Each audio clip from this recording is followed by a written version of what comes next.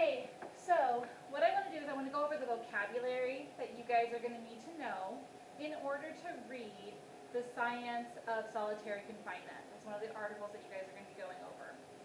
So what we need to do is we need to make sure that we have a really strong picture in our mind for some of these words. I do have them on the board here, and I am going to ask that you guys write down your vocabulary somewhere. You can choose as to whether or not that's going to be in a Google Doc or if you're going to do it on a sheet of paper. And as you're watching this video, of course, you can always pause and then come back to it.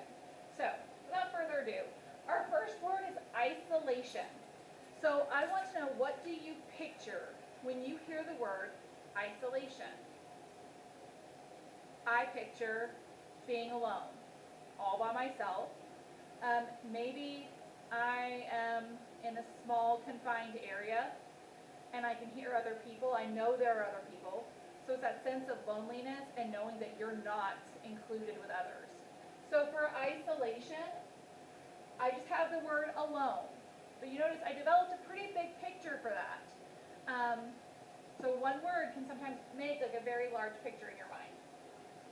Neurological, really, really big word, and honestly there's a lot of deep meaning to it, but for our purposes, you need to be thinking neurological is going to have something to do with the brain and the nervous system. So I'm going to picture a brain, right? If they're talking about neurological effects, they're talking about the effects it's going to have on my brain and what it's going to have on my nervous system. So I'm picturing a brain and my spinal cord, and I'm picturing all of the little nerves that go all throughout my body that help me touch and understand the world. The next word is punitive. Punitive means punishment. It means inflicting punishment. So when I picture the word punitive, I picture being in the principal's office and being issued some sort of disciplinary action. So getting ISS or being suspended. That's punitive action. You might picture being in the courtroom and the judge issuing some sort of discipline, like 90 days in jail. That's a punitive action. That's punishment.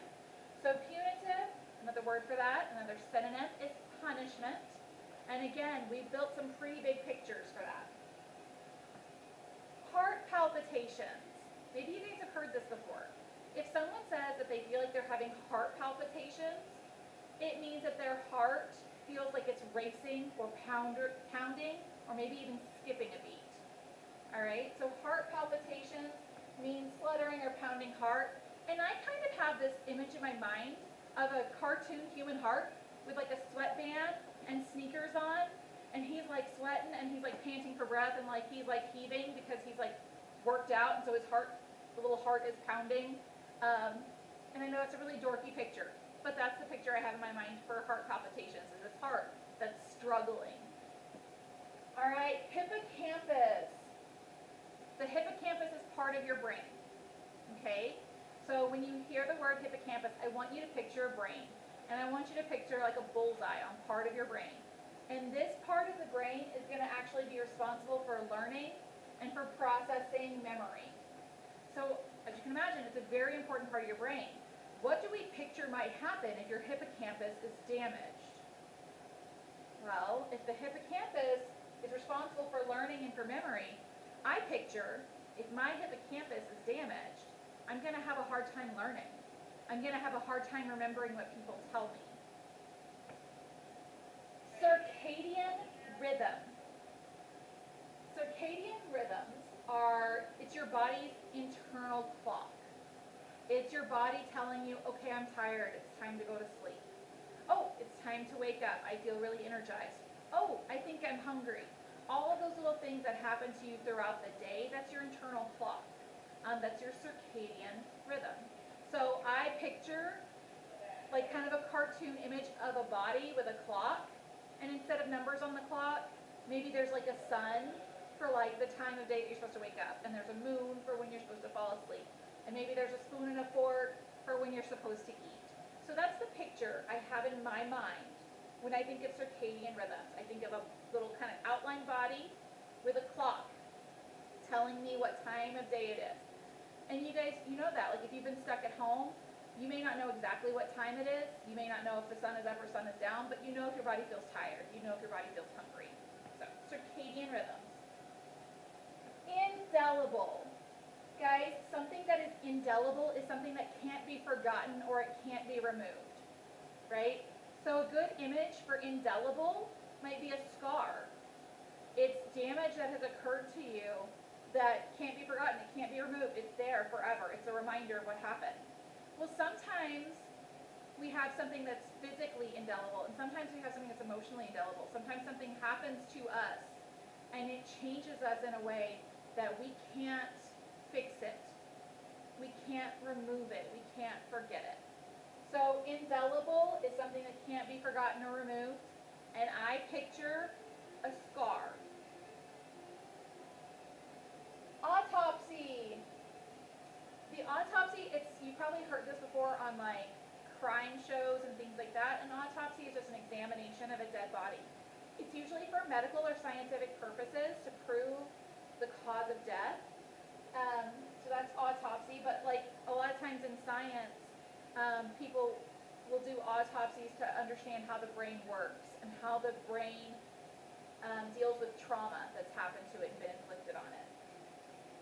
This next word, psychological changes. Guys, this is like a really huge kind of concept, but I want you to just think psychological changes. It means that there's some sort of change to my personality, to my emotions, to how I act, and how I feel. So if you go through a psychological change, it's something that is going to change your personality and how you deal with things. Prevalence. If something is prevalent, it means it's widespread. So right now, we have to do online learning and we have to wear masks because of the prevalence of COVID-19, right?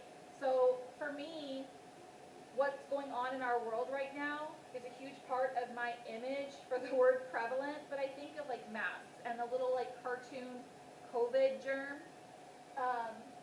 That's kind of the image I have in my mind. It's something that's widespread. But it doesn't have to be a disease. You can have a prevalent idea or a prevalent moral, and it's just something that's widespread throughout your community that everybody kind of feels a certain way. The last word on here is evidence. And guys, when I talk about evidence, I'm just talking about proof. So a lot of times I'll ask you to find examples of evidence to support your answer. I'm asking you to find proof. So the picture in my mind when I think of evidence, I think of like the show CSI and the guys going around and like picking up hairs and putting them in little evidence baggies. And that's just proof of who committed the crime. So when you think of evidence, I want you to think of proof. Guys, as I said earlier, you can rewatch this video. If I was talking too fast, you can pause and write down the definitions. But I really want you guys to pause and think, what do you picture when you hear some of these words? Because that's going to help you more than anything remember this vocabulary. Good luck, and once you're done with this, let's move on to our article.